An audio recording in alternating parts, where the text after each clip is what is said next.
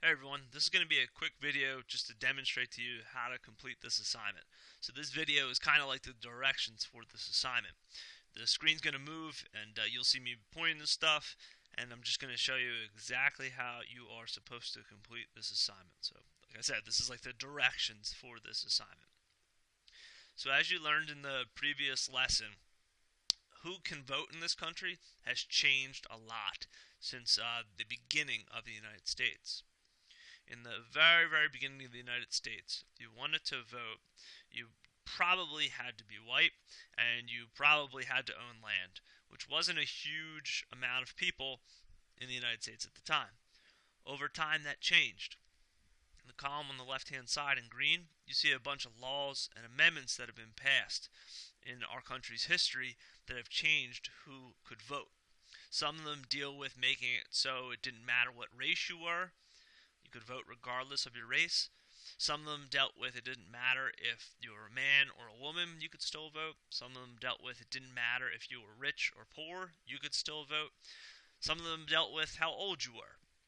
So it's changed a lot in the country's history. Today, if you're 18 years old or older and you're a U.S. citizen, you can vote. But it hasn't always been like that. And what we're going to look at is a bunch of fake people, just people I made up, and you're going to try and figure out if they could vote or not based on the year. So let me show you what I mean. I'll scroll down here, and we'll do an example together. So this question has a little chart, and it says, imagine the year is 1965. So I want you to think that the year is 1965. And you have a person. His name is Mark. He's 18 years old. He's male. And he's Caucasian. Which of the following best describes Mark? So what you're going to do is use this information and the chart that I showed you in the beginning and try and figure out if Mark can vote or not in the year 1965. So the first thing it tells us is that he's 18 years old. So let's try and figure out when 18-year-olds were able to vote. If you look here at the 26th Amendment, which was passed in 1971, that's when the voting age was lowered from 21 to 18. But the question says to imagine the year is 1965.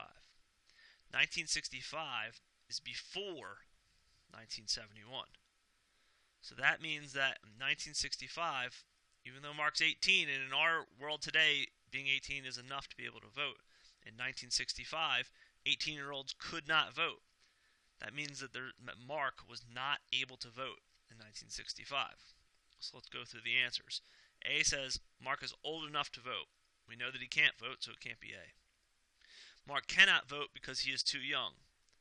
That sounds like a good answer. We figured out that he cannot vote, and we know it has something to do with his age. So that's probably the answer, but let's go through the other ones.